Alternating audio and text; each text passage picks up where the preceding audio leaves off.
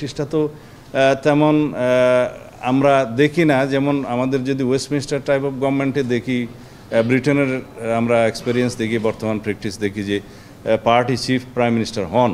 তা party chief যদি prime minister হন, এই ক্ষেত্রে সেটা একটা হচ্ছে ডেমোক্রেটিক প্র্যাকটিস, তাতে কোনো অসুবিধা নাই। এবং সেটা পার্টির স্বাধীনতা এবং সংসদ সদস্যদের স্বাধীনতা, ডেমোক্রেটিক প্র্যাকটিসের স্বাধীনতা।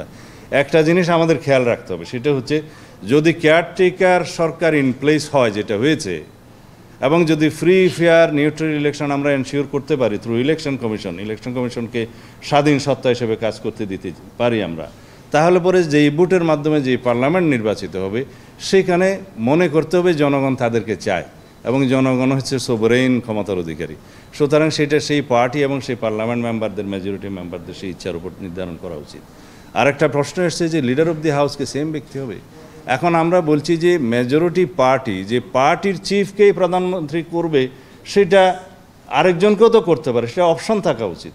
এবং মেজরিটি পার্টি থেকে প্রাইম মিনিস্টার হলেও যে লিডার অফ দি হাউস হবে কি হবে না, অন্যজন হবে কি না, সেটাও তো অপশন রাখা উচিত যে অন্যজনও হতে পারে, তিনিও হতে পারেন।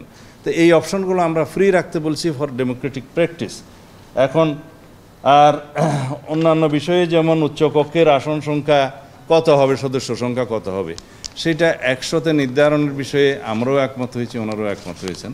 তবে ক্ষেত্রমতে এখানে 105 জনের কথা বলা হয়েছে, ওনারা বলছে যে 100 জন ইজ কমফোর্টেবল। এখন সেটার উচ্চকক্ষের মনোনয়ন পদ্ধতি বা নির্বাচন পদ্ধতি কী হবে, কারা আসবে, প্রপোর্শনেট আসবে কি নাই আসবে, তা আমরা বলেছি সেটা আগে দ্বিকক্ষ বিশিষ্ট পার্লামেন্টের অ্যামেন্ডমেন্টটা সংসদে গৃহীত হোক, দ্বিকক্ষ নির্মিত হোক, তারপরে সেই নিয়োগ প্রক্রিয়া সম্পর্কে সংসদে আলাপ আলোচনার মধ্য দিয়ে সেই মনোনয়ন প্রক্রিয়া, নির্বাচন প্রক্রিয়াটা নির্ধারণ হওয়া ভালো। এইখানে আলাপ আলোচনাটা ওনাদের সাথে আমাদের একমত হয়নি, এটা পেন্ডিং আছে, এটা ওনারা চিন্তা করবেন বলেছেন আর কি। আর অন্যান্য বিষয়গুলোতে যেমন উচ্চকক্ষে নিম্নকক্ষের পাশ হওয়া বিল, আমরা একমত হয়েছি যে একবার প্রেরণ হবে এবং উচ্চকক্ষ যদি সেটা একবার আলোচনা করে তাদের সুপারিশ এবং রিকমেন্ডেশন সহ যদি অন্য কোনো মতামত সহ থাকে, সেটা নিম্নকক্ষে প্রেরণ করবে, নিম্নকক্ষ সেটা বিবেচনা করে তারপরে রাষ্ট্রপতির কাছে যাবে। এই পর্যন্ত বলা আছে না, সেটা হচ্ছে। আর উচ্চকক্ষে যে কোনো বিল 1 মাসের বেশি যাতে পেন্ডিং না থাকে, সেটা একটা বাধ্যবাধকতা দেয়া হয়েছে। আর রাখো।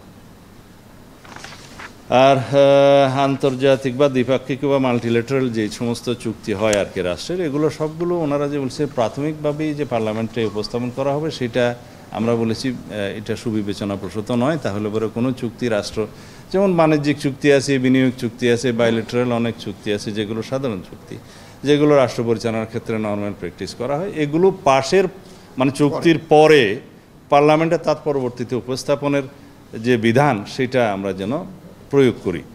আর এই ক্ষেত্রে একটা বিষয় আমরা বলেছি যে ডিফেন্স ট্রিটি যেগুলো হয়ে থাকে, নিরাপত্তা এবং যেগুলা চুক্তি আমরা বলি যে জাতীয় নিরাপত্তা এবং প্রতিরক্ষা চুক্তি, সেই ক্ষেত্রে ক্লোজ সেশনে করাটাই উত্তম।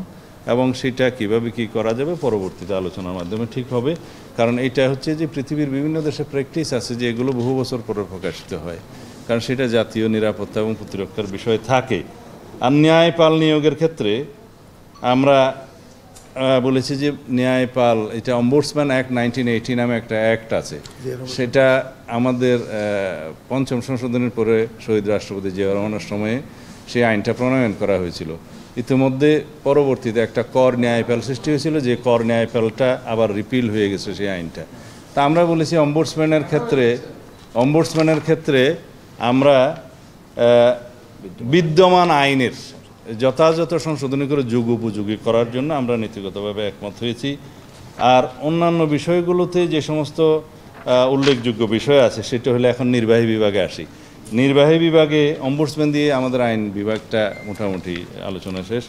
নির্বাহী বিভাগের মধ্যে একটা গুরুত্বপূর্ণ আলোচনা, সেটা হচ্ছে যে রাষ্ট্রপতিকে আর্টিকেল 48 দিয়ে শুরু, রাষ্ট্রপতির আর্টিকেল 48-এ সাবসেকশন 3-র পরে একটা নতুন সেকশন আমরা ইনক্লুড করার জন্য আগের থেকে আমাদের প্রস্তাবে ছিল, যেটা বিএনপির পক্ষ থেকে ডিটেইল প্রস্তাব আমরা দিয়েছিলাম। তাতে সেখানে আমরা উল্লেখ করেছি যে একটা নতুন বিধান করা যাবে যে রাষ্ট্রপতিকে কি কি বিষয়ে ক্ষমতায়িত করে আইন প্রণয়ন করা যায় সেই সমস্ত বিষয় এবং নির্ধারিত কিছু বিষয় এবং নিয়োগের বিষয়ে আমরা একমত হয়েছি, যেগুলো নতুন আইন প্রণয়ন করে সংসদে প্রণীত করা যাবে। সেই ক্ষেত্রে চেক অ্যান্ড ব্যালেন্স এবং রাষ্ট্রপতিকে মোর এম্পাওয়ার করা আর কি, সেটা নিশ্চিত করা হবে। তখন এই আর্টিকেল 43 সাবসেকশন 3 পরে যেটা ইনক্লুড করা হবে, সেই আইনগুলো কিভাবে কখন হবে এগুলো নির্ধারণ করার জন্য বিস্তারিত আলোচনার প্রয়োজন আছে। বাট নীতিগতভাবে ওনারাও একমত, আমরাও একমত। আর যে বিষয়টা আপনারা খুবই উৎসাহিত আর কি, সবাই জিজ্ঞেস করে, যেটা হলো যে এনসিসির ব্যাপারে কি হলো। এনসিসি হচ্ছে ন্যাশনাল কনস্টিটিউশন কাউন্সিল, যেটা নতুন ধারণা বাংলাদেশের কালচারে বা পলিটিক্যাল কালচারে বা সংসদীয় কালচারে, সেইটা একটা নতুন ধারণা নিয়ে ওনারা এসছেন, যেখানে রাষ্ট্রপতি, প্রধানমন্ত্রী, উভয় কক্ষের স্পিকার এবং আরও কয়েকজন প্রধান বিচারপতি সহ আরও কয়েকজন কথা বলা আছে। সেই বডিটার হাতে রাষ্ট্রের সমস্ত গুরুত্বপূর্ণ নিয়োগ, যেমন অল কমিশন, 3 বাহিনী প্রধান থেকে শুরু করে পিএসসি এবং এই যে দুদক এবং আরও যে সমস্ত সাংবিধানিক কমিটি আছে, পদ আছে আর কি, কনস্টিটিউশনাল অল পোস্ট, তার বাইরে যে সমস্ত কথা বললাম আমরা একমত নই, ওইটা পরে আসবে। তো এই সমস্ত নিয়োগের ক্ষেত্রে প্রধান এবং সদস্য সবার নিয়োগের ক্ষেত্রে যে তাদেরকে ক্ষমতা দেওয়ার, জুরিসডিকশন দেওয়ার কথা বলা আছে, এগুলো আমরা একমত নই। এই জন্য যে রাষ্ট্রের মধ্যে আর এক্সিকিউটিভের ফাংশনটাকে এত বেশি লিমিট করা হবে যে এক্সিকিউটিভ এবং প্রধানমন্ত্রী, যিনি যে নামেই ডাকি, তাদের আর তেমন কোনো রাষ্ট্র পরিচালনার ক্ষেত্রে এখতিয়ার এত বেশি লিমিট করা হয়ে যাবে যে রাষ্ট্র পরিচালনার দায় হয়ে যাবে। অথচ রেসপন্সিবিলিটি থাকবে ইলেক্টেড রিপ্রেজেন্টেটিভ হিসেবে জনগণের কাছে এবং সংসদের কাছে সেই নির্বাচিত প্রধানমন্ত্রীর, অথচ তার কাছে তেমন কোনো পাওয়ার দেয়া থাকলো না। আর সংসদ যখন থাকবে না, অথবা সংসদ বিলুপ্ত হবে, অথবা যেই সময় পর্যন্ত কেয়ারটেকার গভর্নমেন্টের প্রধান উপদেষ্টা মনোনীত না হবেন বা নিয়োগ না হবে, ততক্ষণ পর্যন্ত এই কমিটি ফাংশন করবে। এমনকি আইনসভার অ্যাবসেন্সে এই কমিটির সদস্য থাকবে ভেরি লিমিটেড। তখন আইনসভার অ্যাবসেন্সে এখানে সদস্য থাকবে শুধু রাষ্ট্রপতি, প্রধান উপদেষ্টা, প্রধান বিচারপতি এবং প্রধান উপদেষ্টা মনোনীত উপদেষ্টা পরিষদের 2 জন। তো এইগুলো বিবেচনা করতে গেলে তারা মোর অর লেস সবাই একজন ইনডাইরেক্টলি ইলেক্টেড, বাকিরা আনইলেক্টেড, এবং এদের কাছে সুপ্রিম পাওয়ার থাকবে। সেইটাও আমাদের দেশে এখনও কোনো প্র্যাকটিস নাই, বিবেচনা করা সমীচীন নয় বলে আমরা মনে করি। আর বাংলাদেশে সবচাইতে বেশি জরুরি হচ্ছে যে নির্বাচনের মাধ্যমে, জনপ্রতিনিধিদের মাধ্যমে রাষ্ট্র পরিচালনা করা, সেটা এনশিওর করা, এবং সেটা এনশিওর করার যেটা আনইলেক্টেড বডি হিসেবে কেয়ারটেকার গভর্নমেন্টটা বাতিল করেছিল এই জাস্টিস খায়রুল হক, যাই হোক, সেইটা যদি বলে যে আনিন আপনারা এখন সরকার কেন, এটা হচ্ছে ডক্ট্রিন অফ নেসেসিটি। আমাদের পলিটিক্যাল হিস্ট্রিতে এবং কালচারে দেখা গেছে উইদাউট কেয়ারটেকার গভর্নমেন্ট আমরা কোনো ইলেকশনই নিউট্রালি ফ্রি ফেয়ার করতে পারি না। তো সেই জন্য যতদিন পর্যন্ত আমরা সেই কালচারে উপনীত না হতে পারবো, ততদিন পর্যন্ত আমাদের এই ফ্রি ফেয়ার ইলেকশনের জন্য আমাদের কেয়ারটেকার টাইপের গভর্নমেন্টের বিধানটা রাখা উচিত। সেটা আবার এখন হাইকোর্টের ভার্ডিক্টের মাধ্যমে রিইনস্টেট হয়েছে। ইনফ্যাক্ট সেটার জন্যে আমরা 15-16 বছর আন্দোলন করেছি যে তত্ত্বাবধায়ক সরকারের অধীনে নির্বাচনের জন্য।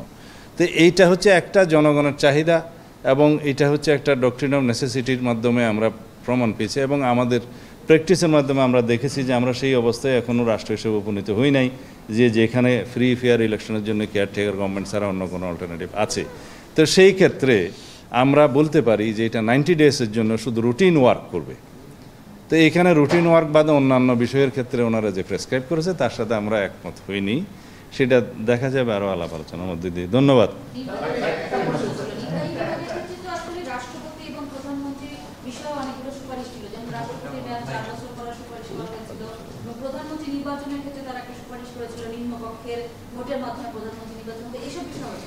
ওই পর্যন্ত এখনো না গেলেও জবাবটা এখন দিতে পারি। আমরা মেয়াদ, রাষ্ট্রপতির মেয়াদও 5 বছর, সংসদের মেয়াদও 5 বছর, আর সব কিছুর বিষয়ে আমরা 5 বছরের প্র্যাকটিসের মধ্যে থাকতে চাই।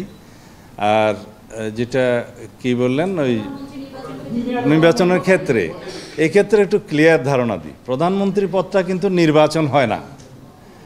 প্রধানমন্ত্রী হচ্ছে মেজরিটি পার্টির মানে যিনি নেতা হবেন তাকেও প্রধানমন্ত্রী করা যেতে পারে, এবং মেজরিটি পার্টি যদি ডিসাইড করে উনি ছাড়া আরেকজন হবেন সেটাও হইতে পারে। এটা ইলেক্টেড হয় না পার্লামেন্টের সংসদ সদস্যের মাধ্যমে। It is all about the majority party matter. ওই পর্যন্ত আসি নাই, আসলে বলবো। তারপরও বলে রাখি যে আমরা আমাদের প্রস্তাব যেটা, এটা হচ্ছে যে not more than 2 consecutive terms, অর্থাৎ পরপর 2বারের বেশি কেউ একজন প্রধানমন্ত্রী থাকতে পারবেন না। তার মানে দাঁড়াচ্ছে যদি 2বারের পরে একবার গ্যাপ হয়, তার পরবর্তীকালে যদি জনগণ নির্বাচন করে সেই পার্টিকে মেজরিটি পার্টি হিসাবে, সেই পার্টি যদি ডিসাইড করে তাহলে সেই একই ব্যক্তি প্রধানমন্ত্রী হতেও পারেন। কিন্তু কথা হচ্ছে যে কেন ধরে নিচ্ছেন যে সেম লিডার বা সেম ব্যক্তি বারবার হবেন? আমরা তো এখানে অপশনটা রাখতে চাই যে বাধ্যবাধকতা করা যাবে না। যেমন একজন ব্যক্তি যে 3য়বার আবার এসে প্রধানমন্ত্রী হতে পারবেন না এক টার্মের পরে, সেই বিষয়ে কোনো বাধ্যবাধকতা করা যাবে না। হতে পারবেন, নাও হলে সেটা সেই পার্টির বিষয় থাকবে। এটা Democratic practice. Which is important is জনগণ যদি থ্রু ফ্রি ফেয়ার ইলেকশনের মাধ্যমে কেয়ারটেকার সরকারের সিস্টেমে যদি কোনো পার্টিকে মেজরিটি দেয়, তার মানে জনগণ তাদেরকে চায়। তাহলে সোভারেন জনগণের ইচ্ছা যেভাবে প্রতিফলিত হওয়া উচিত সেভাবেই হবে। ধন্যবাদ।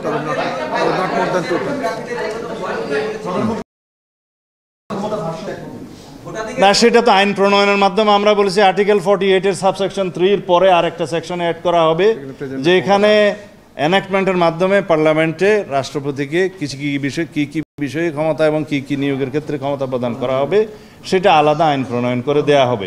সেই প্রভিশনটা ওখানে থাকবে। বিস্তারিত বিষয় কিন্তু সংবিধানে থাকে না, মূল বিষয়টা থাকে, তার ভিত্তিতে আইন প্রণীত হয়।